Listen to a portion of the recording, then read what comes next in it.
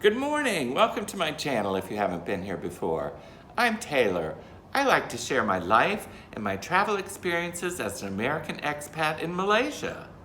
I hope all of you enjoyed the tour of my Kuala Lumpur apartment. And today, I'm going to give you prices and places of everything I bought in the apartment. If you missed the apartment tour, please click the link in the description below and you can watch that first. Everybody's probably curious about the prices, so let's get to it.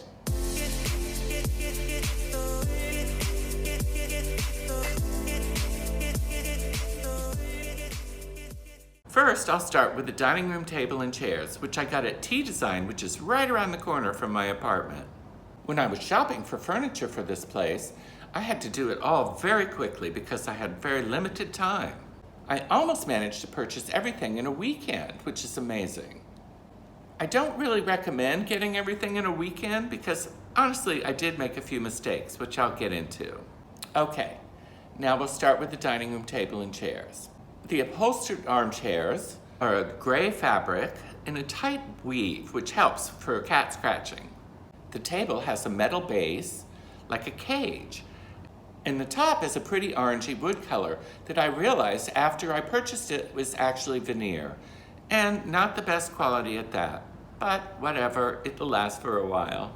So when we were looking around the showroom, we were surprised to find out that this table and chairs was half price. So what did it cost?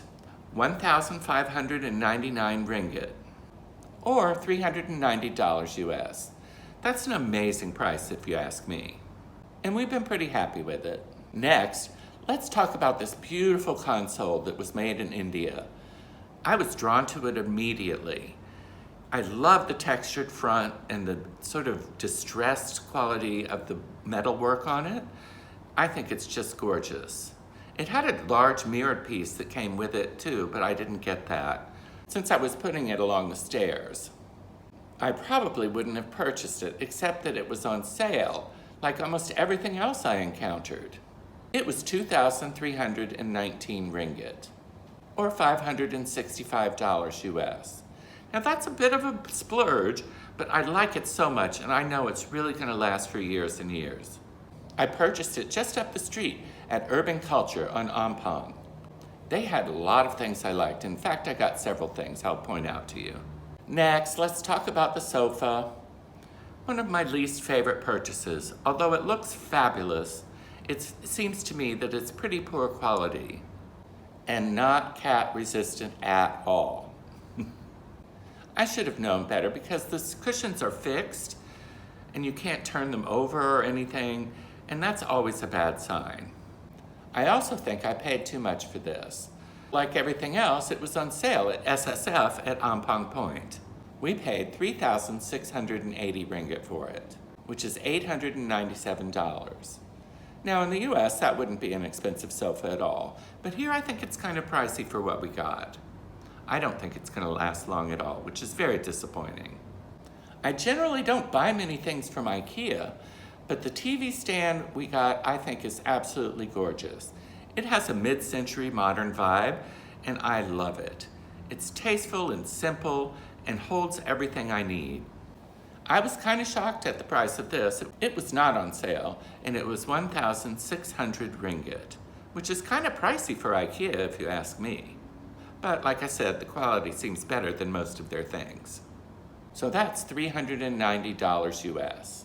One of my favorite purchases has to be the coffee table. It's got a gorgeous white marble top, a metal base, and a smoked glass shelf underneath. I looked and looked for this. I didn't find it on our mad dash of buying furniture in one weekend, but I didn't really need to have it right away, so I waited till I found exactly what I wanted. I don't remember exactly where I got it, but I bought it online, which is always kind of scary, but I was very happy with it. It cost 900 ringgit, or $219 US. I think that's a good price. I don't believe it was on sale either. While we were at Urban Culture, I saw this fabulous Buddha artwork, and I was intrigued by it. When I went back the next day to check it out, I asked how much it was, because the price tag said 800 something ringgit. But the sales lady said, "Oh, that's 50% off." I was like, "Oh my God, I'll take it." That means it was 429 ringgit, or $104 US. It's over 5 feet tall. Amazing. I really needed something that tall because of the 22-foot ceilings in the living area. We also looked at Lorenzo, which seems to have a lot of leather furniture. We didn't see much we liked there, but we did find these bar stools. They were half price, so it was sort of a no-brainer. They seemed to fit perfectly, and I like the style a lot. I don't think they're leather. I think it's vinyl, but that's okay. They were 650 ringgit for both of them, which is $158 US. Not bad. Moving upstairs, also from SSF, is the dresser, or chest of drawers, whatever you want to call it. It has pretty colored wood, sort of orangey like the dining room tabletop. I can store everything I need to in it, so it's perfect. It costs 645 ringgit on sale, which is 157 US dollars. We also got the matching nightstands there. They're really pretty too. For both of them, it was 460 ringgit, or $112 US. We bought the gaming chair online. It was about 1,200 ringgit, or $292 US. The bed and mattress we also got at T Design. It was a funny story because the guy said, "Oh, the mattress is such and such price, but if you buy the frame too, it's actually cheaper than just the mattress itself." What kind of strategy is that? Of course you're gonna get the frame too. While the quality isn't that great, the mattress seems fine. The price for the mattress and the frame was 2,999 ringgit, or $731 US. Also from Urban Culture is the gorgeous gray chair we have in the bedroom. I just love the style. It's so modern. I was drawn to it, but it was brand new in the shop, so it wasn't on sale. I thought about it overnight and went back and decided to go ahead and get it. It was 1,700 ringgit, or $414 US. The mirror at the bottom of the stairs we purchased online through Lazada, I think. It's 6 feet tall. When I got it, it was an ugly brown frame, but I put this silver finish on it myself. I think it looks spectacular now. It was 225 ringgit, or $53 US. So, that's all the new purchases I made. I did bring a few things down from Penang. The rug, which is from Ikea, was 600 ringgit, or $146 US. The tall fake plant, which I also got at SSF in Penang, was 450 ringgit, or $110 US. The 2 wooden stands next to the sofa I got also in Penang for 200 ringgit, and the small table that we put the printer on was also 200 ringgit, or $49 US. So, you might wonder why I purchased all this instead of getting a furnished apartment. Well, after living with someone else's taste and design for 7 years here in Penang, I wanted to put my own spin on it. I have a design background, so it's kind of important to me to be able to select my own furniture.